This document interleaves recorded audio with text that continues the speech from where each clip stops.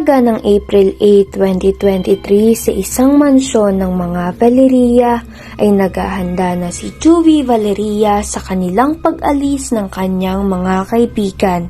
Sila ay pupunta sa Batangas upang kumalap ng impormasyon para sa kanilang research.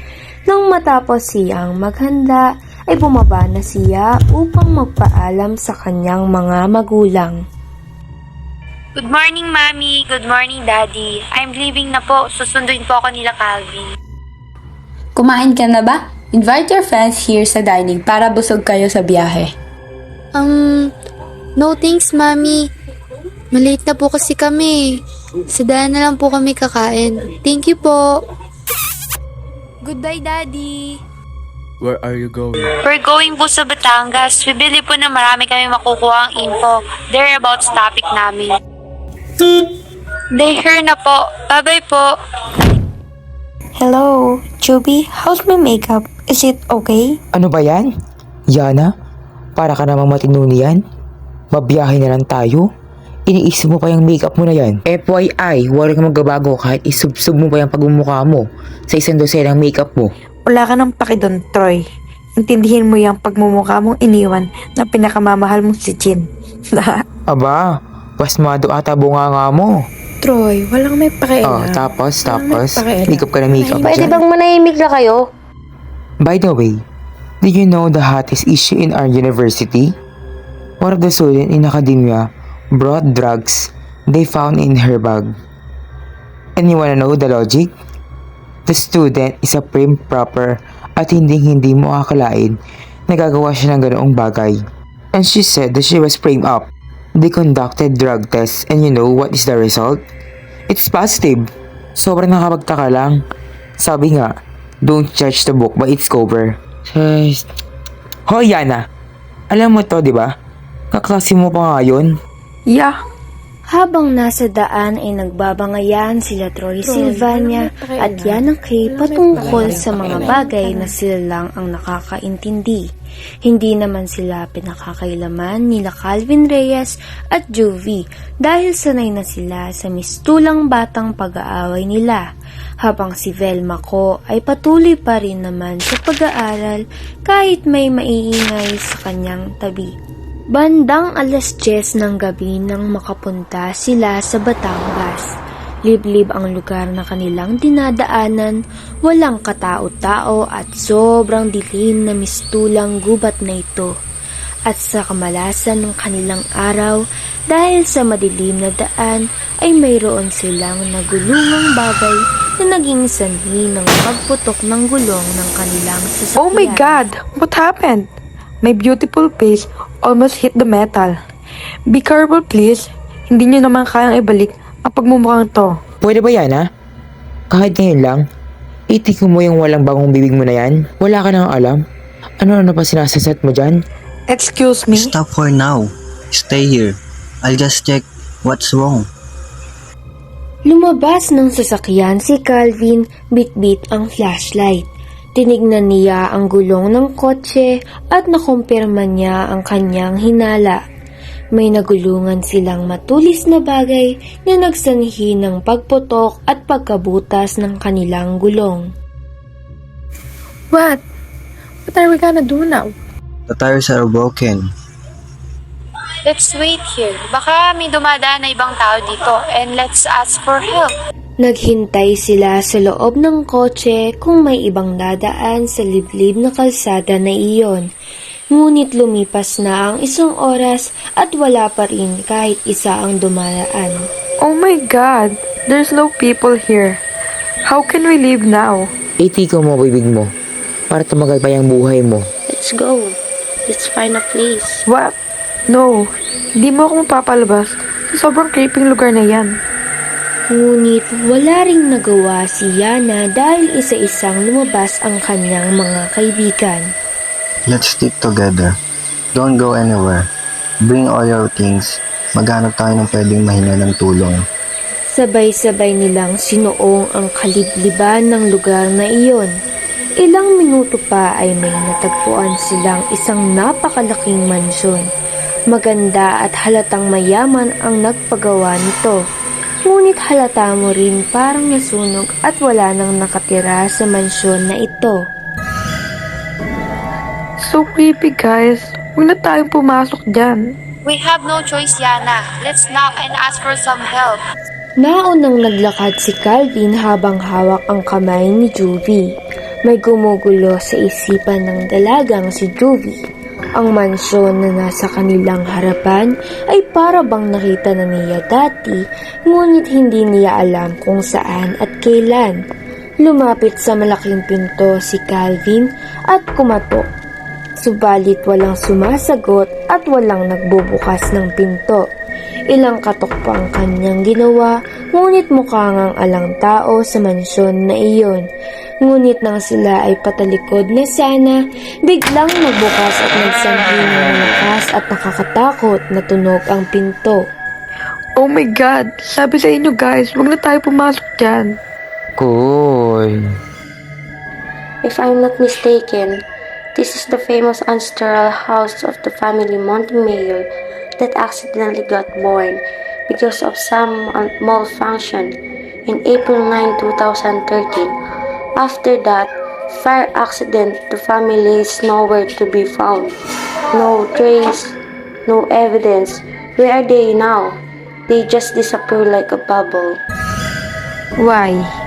Are they hiding something?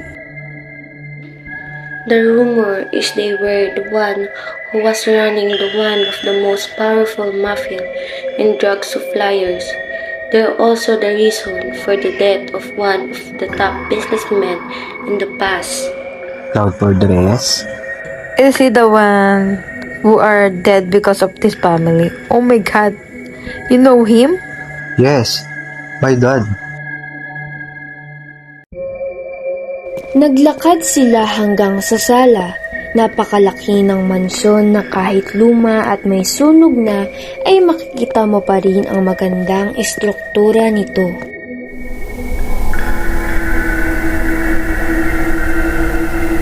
Wait, where's Belma?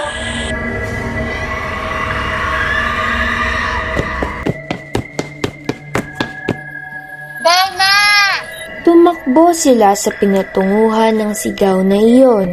Pag-akyat nila ng ikalawang palapag ay pumasok sila sa silid-aklatan at doon nila nakita si Velma. Nakaupo sa sahig at takot na takot ang kanyang muka. Sa kanyang harapan ay may bulto ng babaeng mahaba ang buhok. Anong ginagawa niyo dito? Good evening po. We're sorry dahil pumasok kami ng walang pahintulot. Ngunit napunta po kami dito dahil nasiraan kami sa daan na ito. At sana'y mabigyan niyo po kami ng tulong. Wala akong tulong na maibibigay sa inyo. Umalis na kayo.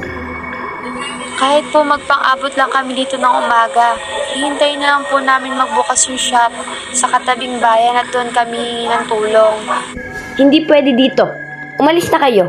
At bago kayo umalis, magpaumanhin kayo sa pinto at wala kayong gagalawin na kahit ano. Naglakad na paalis ang housekeeper ng mansyon na iyon. Sungit. Biglang umulan ng malakas kasabayang pagkidlat. Lalong naguluhan ang magkakaibigan kung ano nga ba ang kanilang gagawin. Isang gabi lamang. Bukas na bukas ay uuwi na agad kayo. Papayagan ko kayong mamahinga dito. Ngunit, wag na wag niyong gagalawin ang mga gamit na nakatakip. Maraming salamat po. Dinala sila ng housekeeper sa isang malaking kwarto. Mayroon itong 2 kama na sakto sa kanila. Bago umalis ay ibinilin uli ng housekeeper na huwag gagalawin ang mga gamit. Dahil sa pagod ay nakatulog agad sila, ngunit bandang 12:00 ng gabi ay naalimpungatan si Yana dahil sa gabi-gabi niyang bangungot. Tumayo siya at humanap ng lugar kung saan makakahinga siya ng maayos. Pilit niyang inaalis ang mga gumugulo sa kanyang isipan. Habang siya ay nakaupo sa veranda ng mansyon, biglang parang may bumulong sa kanyang isipan na para bang hinahatak siyang pumunta sa isang kwartong malapit sa kanya. Tumayo siya at pumasok sa kwartong iyon. Mayroon siyang nakitang bagay na nakatakip gamit ang isang puting kumot. May naguudyok sa kanya na tanggalin ang kumot at tignan ang loob nito. Hindi niya nalabanan ang udyok na iyon. Tinanggal niya ang kumot at nakita niya ang isang magandang salamin. Ito ay isang salamin na may disenyong panghistorikal. Napakaganda nito na para bang nawawala sa tamang pag-iisip ang dalaga. Hinawakan niya ang salamin at laking gulat niya nang may isang babaeng kamukhang kamukha niya ang tila lumitaw sa kanyang likuran.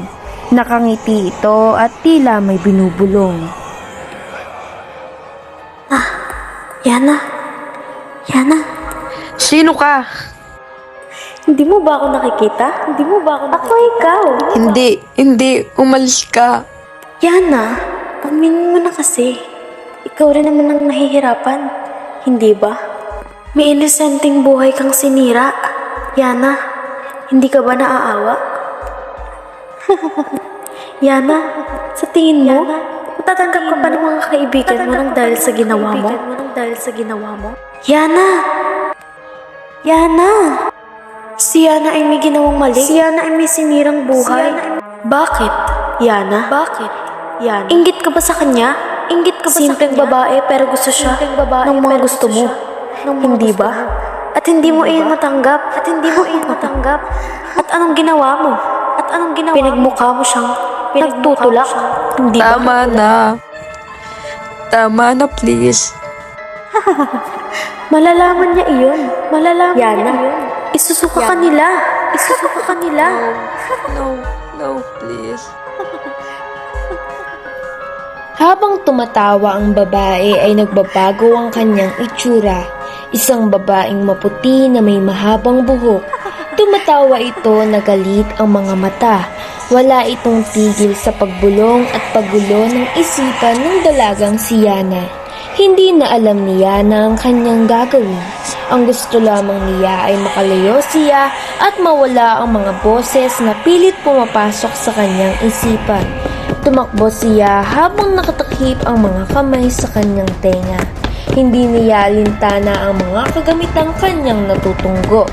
Kasabay niyo nagising si Velma dahil sa ingay na kanyang naririnig. At dahil sa kuryosidad, tumungo na siya sa pinanggagalingan ng ingay. Naririnig niya ang munting pagsigaw at pagtangis ng kanyang kaibigan na si Yana. Hindi niya mawari kung nahihirapan ba o natatakot ang kanyang kaibigan. Hanggang sa may narinig siyang kumalabog na sabay ng isang malakas na sigaw. Please, stay away from me. It's not my intention naman na lumala ang ginawa ko. I just want to prank her. But teacher took it seriously. Inadamay na din ang mga pulis. I'm just too scared. So please, stop it na. Stop. Sigaw niyang pagtangis habang tumatakbo papalayo sa mga boses. Patuloy lamang tumatawa ang babae na parang tuwang-tuwa pa sa mga kanyang naririnig at nakikita. Please, go away. Boom! Yana! Sa kanyang pagdilat, laking gulat niya na nasa harapan na niya ang babaeng pilit na gumugulo sa kanyang isipan.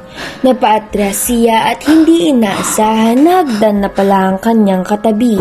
Nilaglag siya sa hagdan dahil sa maling tapak at huli na para kumapit. Nagpagulong-gulong siya at tumama ang kanyang ulo sa matigas na bagay sa baba ng hagdan.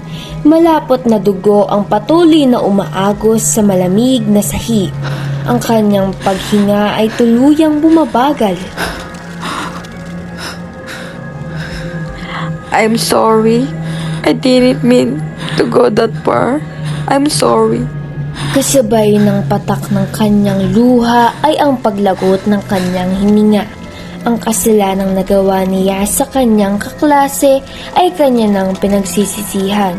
Huli na pero tanggap niyang siya ay nagkamali.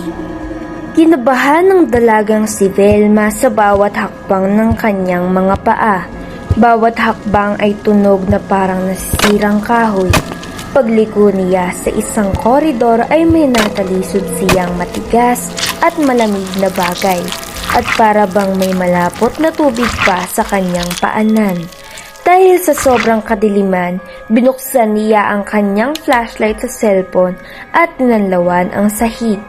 At laking gulat niya na ang kanyang kaibigang si Yana ang kanyang nakita habang ito ay naliligo sa kanyang sariling dugo. Dahil sa malakas na sigaw ni Velma, nagising ang tatlo pa niyang mga kaibigan at ang housekeeper. Tumungo sila sa pinanggagalingan ni Velma at laking gulat din nila nang makita nila ang malamig na katawan ni Yana. Dahil sa malakas na sigaw ni Velma, nagising ang tatlo pa niyang mga kaibigan at ang housekeeper. Tumungo sila sa pinanggagalingan ni Velma at laking gulat din nila nang makita nila ang malamig na katawan ni Yana. Oh my God! What the? Sinabi ko na kasi sa inyo na huwag kayong maglilikot sa mansyon na ito. Bakit? Anong nangyari sa kanya? Nilapitan ni Juvie ang bangkay ni Yana at nakumpirma nilang wala ng buhay ang kanilang kaibigan. Anong alam mo rito? Wala akong alam. Kayo ang may kasalanan kung bakit nangyayari ito sa inyo ngayon. At umalis na ang housekeeper. Hindi nila malaman kung paano ang gagawin nila sa kanilang kaibigan. Patuloy na umiiyak ang dalawang dalaga. Sa huli ay tinakpan muna nila ng kumot si Yana at hihintayin nila ang pagsikat ng araw upang iuwi na ito. Naiwang nagbabantay si Velma at Troy sa bangkay ng kanilang kaibigan. Velma. Velma, ayos ka lang? Huwag mo akong kausapin, Troy. Pero, Velma, Pwede ba, Troy? Kahit ngayon lang. Kahit ngayon lang. Huwag mo na akong gambalain pa. Lumayo ka na, Troy. Dahil tuwing nakikita kita, bumabalik lamang yung sakit at pagsisisi at takot na nararamdaman ko noon. I'm so sorry, Velma. Umalis na si Troy at naiwan siyang umiiyak mag-isa sa malamig na silid na iyon nang may marinig siyang tunog na para bang may humuhuni.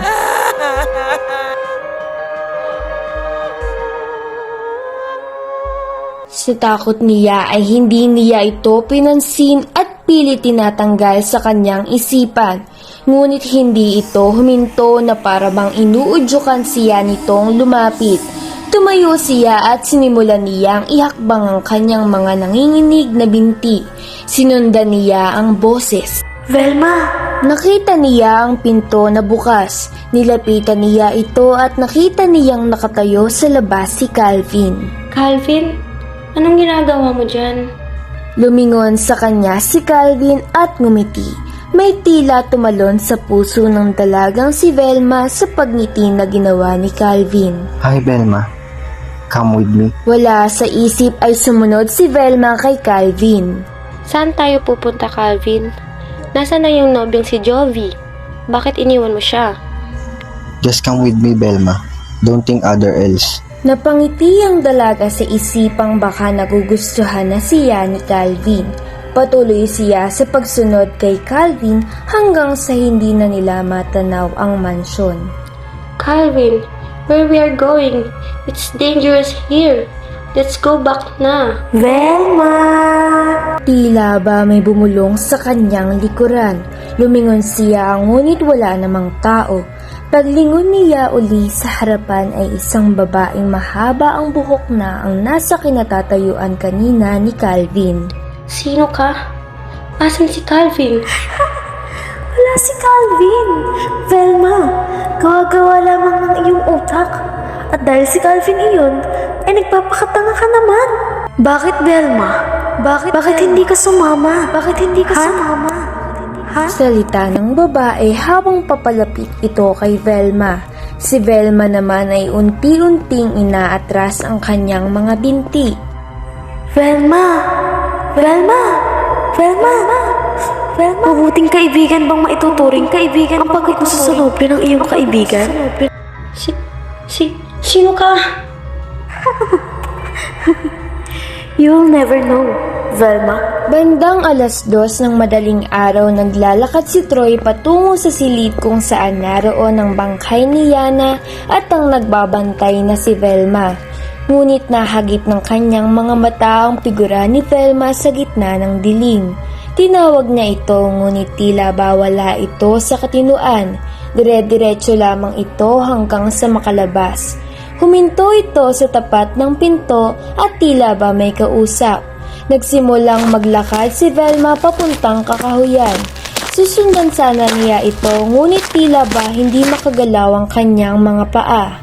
Ano nangyari? Pagbalik ng kanyang tingin sa kanyang kaibigan ay wala na ito roon. Sinubukan niyang ihakbang ang kanyang mga paa at laking ginhawa niya nang maihakbang niya na ito.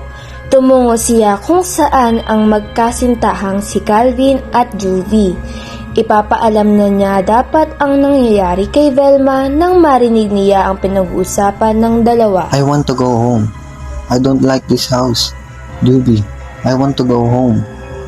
Is there something wrong? So many wrongs, Doobie. We're not supposed to go here. Yana is dead, and my feelings in the house is not that good. It feels like may something na para bang humahatak sa akin, na para bang nag-uudyok sa akin na magalugod pa ng impormasyon ukol sa mansyon na ito. My mind says that in the house, this house is the dead place of my long lost sister.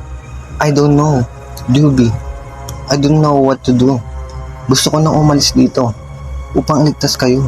Ngunit para bang napakalaki at napakabigat sa pakiramdam na sayangin ang pagkakataong ito. Naguguluhan si Troy sa usapin nila na iyon ngunit binaliwalanan niya ito dahil mas importante ang kanyang ibabalita. Si Velma! Anong meron kay Velma, Troy? Nakita ko siyang pumunta sa liblib sa kakahuyan. Sinubukan ko siyang tawagin ngunit hindi niya ako narinig. Nang sinubukan ko naman siyang sundan, ay bigla akong hindi makagalaw. Agad silang tumungo sa main door ng mansyon. Nang sila ay papalapit na rito, ay biglang sumarado ito at nagsanhi ng napakalakas na tunog na para bang mayayanig ang buong mansyon. Wala silang ideya kung ano ang nangyayari, ngunit alam nilang may hindi normal na pangyayari sa bahay na ito. Holy Carabao! Ayaw sa multo! Stay calm. Unti-unti silang umaabante upang tumungo sana sa ikalawang palapag nang biglang nadapa si Juvie. Humihitak sa akin. Pilit nilang hinahatak si Juvie sa malakas na puwersang humahatak sa kanya. Nang makalaya sa paghatak ay biglang nagsitumbahan ang mga kagamitan sa kanilang paligid. Agad silang tumakbo sa malapit na silid. Nang sila ay nakapasok na, agad namang nagsara ang pinto at naiwang nasa labas si Troy. Troy! Guys! Ayoko rito! Buksan nyo! Buksan nyo! Troy, wag kang aalis dyan. Bubuksan namin yung pinto. Pilit binubuksan ni Calvin ang pinto, ngunit kahit anong pwersa niya ay ayaw bumukas ng pinto. Nang biglang may malakas na kalabog ang kanilang narinig. Kasunod noon ay hindi na nila narinig pa ang mga sigaw ng kanilang kaibigan. Troy? Troy! Troy! Habang pinipilit kong buksan ang pinto, ay bigla parang may bumubulong sa aking tenga. Apakalamig nito at parang huni lamang. Troy! Troy! Naaalala mo pa ba? Troy? Naaalala mo pa ba ang anak mong walang kamuwang-muwang na pinagkaitan mo agad ng karapatang mabuhay? Biglang napahinto si Troy sa pagkalampag ng pinto. Paglingon niya sa kanyang tabi ay may isang mistulang sanggol na nakatayo habang naliligo ito sa sariling dugo. Daddy! Why did you tell me, Daddy? Daddy! Alaala, pagsisisi at pagkatakot ang sumakop na sa kanyang kamalayan. Napaatras siya sa labis na pangamba. Troy Sylvania, hindi ba't may naaalala ka? Bakit hindi mo lapitan? Troy, ganun mo ba siya kaayaw? Troy, anak mo yan. Troy, anak niyo ni Velma. No! No! Please! Patuloy na humakbang si Troy at nasagi niya ang mga ilang gamit sa kanyang likuran. Hindi alintana ang mga batasag at nasirang gamit na kanyang nalaglag. Ang gusto lamang niya ay makaalis sa lugar na iyon. Patuloy ang mga bulong na nagpapasira ng kanyang katinoan, kasabay niyon ang mga patuloy din na unti-unting paghakbang ng sanggol patungo sa kanya. Tumakbo siya at napunta sa veranda sapagkat wala na siyang madadaanan pa. Troy! Troy! Troy! Saan ka pupunta niyan? Troy? Ayaw mo bang makasama ang iyong pinapatay na anak? Troy? Oo siya. Troy, hayaan mong lumapit siya sa iyo, Troy. Bakit tenga siyang patuloy na umaatras hanggang makasandal na siya sa railings ng veranda? Daddy! Bakit mo ko linalayuan, Daddy? Hindi mo pa ako mahal, Daddy. Tama na! Hindi ka totoo! Umalis ka na! Oo siya. Troy, hayaan mong lumapit siya sa iyo, Troy. Patuloy na lumalapit ang sanggol habang paulit-ulit na tinatawag na daddy si Troy. Dahil sa wala nang maatrasan, ay umakyat siya sa railings ng veranda. Hindi alintana ang taas na mansyon na iyon. Sa kabilang banda, sa wakas ay nabuksan na ng magkasintahan ang pinto. Agad silang lumabas sa silid na iyon at tumambad sa kanilang paglabas ang housekeeper. Ayos lang kayo. Maraming salamat po. Nakita niyo po ba si Troy? Hindi. No! Agad silang tumakbo na makarinig sila ng malakas na sigaw.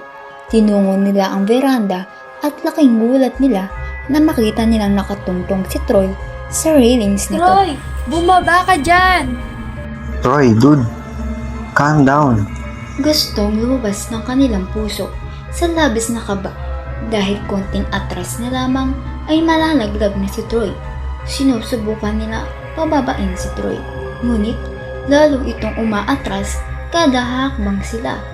Ang mukha ni Troy ay nagsisisi at natatakot. Nawaring may gustong pumatay sa kanya. Maria? Maria, itigil mo na yan. Nagtataka ang magkasintahan kung sino ang kinakausap ng housekeeper. Maria, itigil mo na yan. Wala silang kasalanan sa'yo. Itigil mo yan o mapipilitan akong sabuyan ka nito. May nilabas na botikilya ang housekeeper. Nang akmang itatapon ng housekeeper ang laman nito, ay para bang may nagpakawala kay Troy. Nagtigil ito sa kakasigaw at nawala ng ulirat. Mabilis na tumakbo si Calvin para hatakin ito upang hindi malaglag. Troy? Troy? What's happening?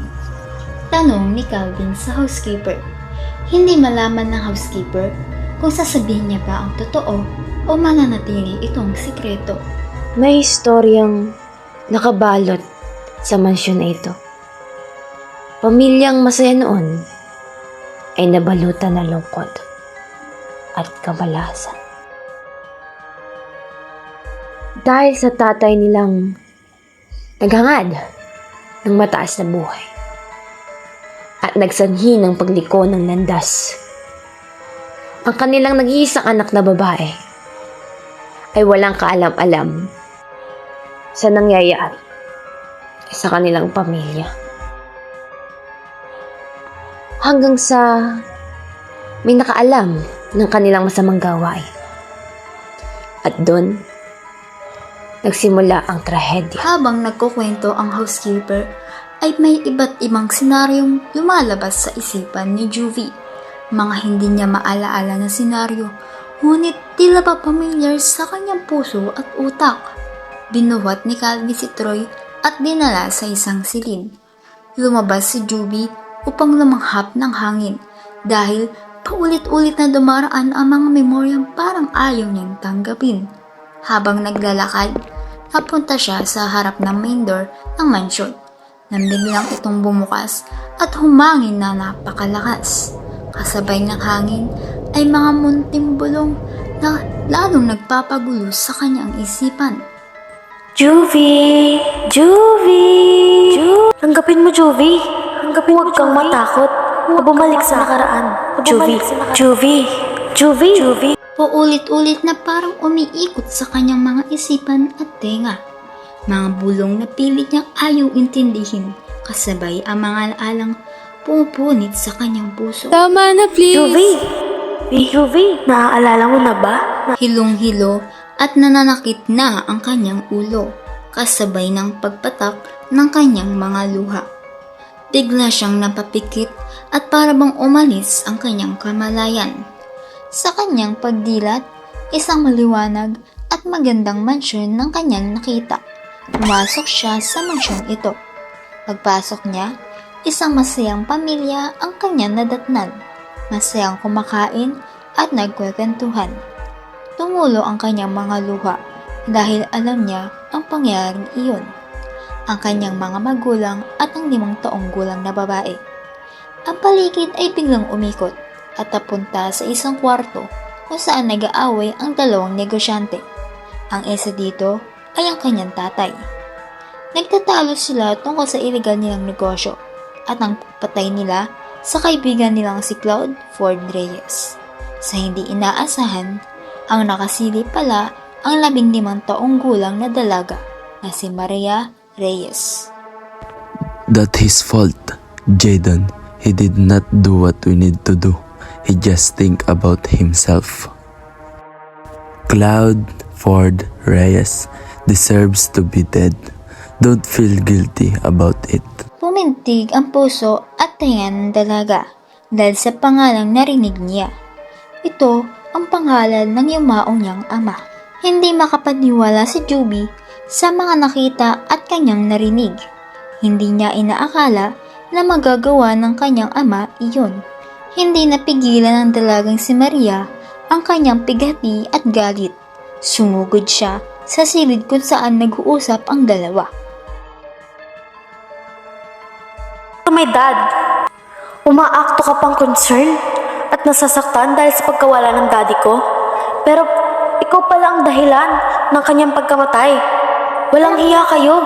Ibubunyag ko ang mga sikreto niyang mabaho para masira ang pangalan niyo sa publiko at makamit ng daddy ko ang hustisya na nararapat sa kanya. Hindi mo magagawa yan, Maria.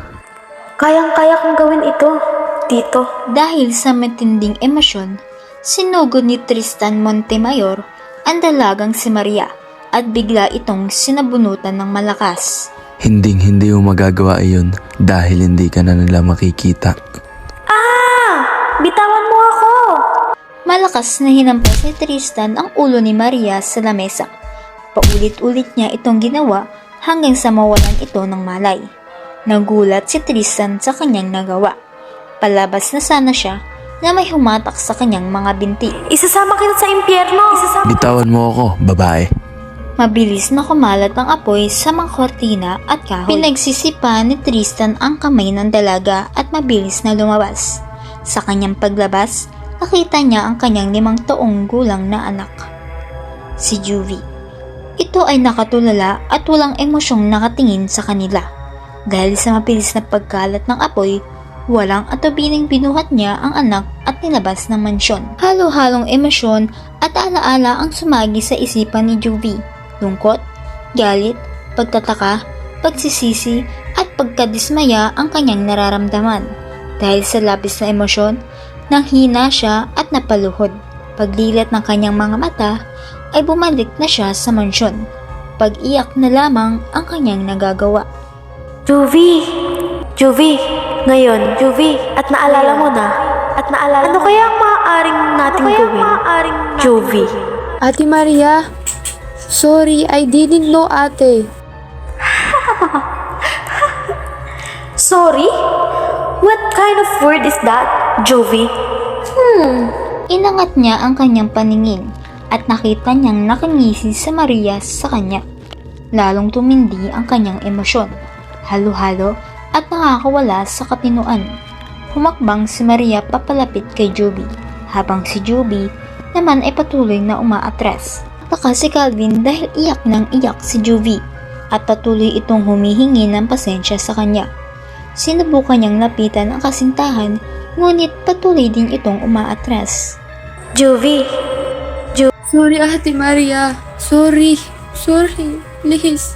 Kahit may namumuong teorya sa kanyang isipan, Dahil sa mga sinasabing pangalan ng kanyang kasitahan, nangunguna ang kanyang pag-alala dito. Sorry, Ate Maria. Wala akong nagawa sa pagkamatay mo, ate. Sorry, wala din akong nagawa sa pagkamatay ng tatay mong si Cloud. Sorry. Ate, dahil nasira ang buhay mo. Pasensya na, ate. Hindi ko naman alam ang mga ginawa ng daddy ko. Nagkonektado ang mga iniisip ni Calvin, ang kanyang Ate Maria at ang kanyang tatay na si Cloud. Hindi niya alam ang kanyang gagawin dahil sa labis-labis na revelasyon. Ang kanyang naginawa lamang ay yakapin ng kanyang nobyo. Juvie. Wala kang kasalanan sa pagkamatay ko, Juvie. Dumilat ang dalaga at kumalas sa pagkakayakap ng kanyang nobyo. Tumayo siya at lumabas ng mansyon. Nanatili nakatingin na lamang si Calvin at ang kakarating lamang na sila Troy at ng housekeeper. Patuloy naglalakad ang dalaga patungo sa labas. Huminto siya at lumhod sa sahig. Pag-angat ng kanyang tingin, nakita niya nakuluhod din ang dati niyang kaibigan na si Ate Maria. Ate, sorry. Sorry dahil ngayon ko lang naalala ang lahat. Sorry dahil nasira ang buhay mo. Sorry dahil naulila ang kapatid mo. Sorry, ate. Sorry sa nagawa ng pamilya ko. Ate, sorry. Sorry dahil ngayon ko lang naalala ang lahat. Sorry dahil nasira ang buhay mo. Sorry dahil naging ulila ang mga kapatid mo. So sorry, ate. Sorry sa nagawa ko sa pamilya mo. Sorry, ate. Pinapangako kong ibibigay ko ang hustisyang nararapat sa iyo at sa tatay mo. Maraming salamat, Juvie. Sa wakas, makakapagpahinga na ako ng mabuti. Masaya ako dahil masaya ang mga kapatid ko sa piling mo. Alagaan mo siya, ha? Paalam. Salamat. Biglang naglaho si Maria at para bang sumama na ito sa hangin. Lumakas ang iyak ni Juvie dahil sa naghalong-halong emosyon. Lumapit sa kanya ang tatlo at nagsimula ng maglakad. Nagsimula na rin sumikat ang magandang araw. Tumawag sila ng pulis at ambulansya para sa mga sugatan nilang kaibigan. Nagtagpuan na rin si Belma sa gitna ng kakahuyan na walang malay at may dugo sa noo. Umuwi silang gulo ang utak at pagod. Hindi nila naakala ang paggawa pala sana ng research ay naging dahilan pa ng kanilang masalimuot na trahedya. Nang makauwi si Juvie, agad niyang hinarap ang kanyang tatay. How you can do that, Daddy? How you can do that? What are you talking about, Juby? Why are you shouting? That was so rude, Juby. Stop shouting at your dad. Mommy, when you are out of the country and our old mansion was burned, did you ask what happened? Your daddy said it was an accident. Why anak? Did you know kung ano ang ginawa ni Daddy kababalagan? Juby, what the hell are you talking about? Stop! Why, Daddy? Naalala mo? Nakokonsensya ka ba? Nakokonsensya ka ba sa mga ginawa mong hindi makatao? Why, Daddy? How you can do that kind of thing? Daddy, you were my idol. Daddy, but why? Why? Why? What are you all talking about, huh? What? I'm sorry. Hindi ko napigilan sarili ko. Hindi. That was a trash, Daddy. Kayang-kaya mong pigilan yon kung nasa matinong pag-iisip ka. Kayang-kaya mong tigilan ang illegal mong gawain. At kayang-kaya mong hindi gawin ang pagpatay kay Cloud 4 Reyes at sa anak niyang si Ate Maria.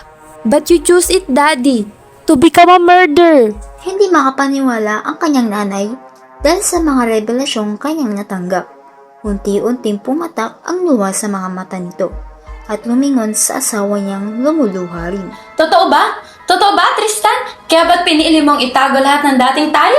Kaya ba't pinalitan mo ang apelido natin? Kaya ba't mabilisan mong inayos ang lahat dahil gusto mong magtago, hindi dahil sa mga nagtatangka sa atin, kundi sa mga kasalanan mong nagawa? Yes, I admit it. I did all that shit. I became a murderer and gabi-gabi akong ginagambala ng konsensya ko. Pero Wala na eh. Tapos na. Wala na akong magagawa upang ibalik pa ang lahat. Meron, Daddy. Meron pa. Pagbayaran mo ang lahat sa kulungan. Pinili na lamang pagbayaran ni Tristan Montemayor ang kanyang kasalanan at bukal sa loob ng lalaki ang paghatol sa kanya ng habang buhay na pagkakakulong. Masakit man sa puso na mag-ina, ay pinili nilang maging maayos para na rin sa hustisyang nararapat ibigay. At tapos ang 2 buwan, muling nagkita sila Juby at Calvin. Kamusta, Juby? Hello, Calvin. Okay lang naman. Ikaw? Continuing to heal. I'm sorry. It's okay, Juby. Wala kang kasalanan. Nag-uusap sila, ngunit parang may nagbago na sa pagitan nilang dalawa. Napakadaming nangyari sa pagitan nating dalawa, Calvin. Maraming salamat dahil hindi ka nagalit sa akin. Hindi ako magagalit sa iyo, Juby. Despite what happened to us, I love you still. But Calvin, sobrang gulo na. Apakalaking lamat na ang naidulot ko sa'yo at hindi yun mawawala. But, ang lamat ay lumalabo. Hindi ba? Calvin. Juby, did you still love me? Of course, Calvin. We can start again, right? Yes.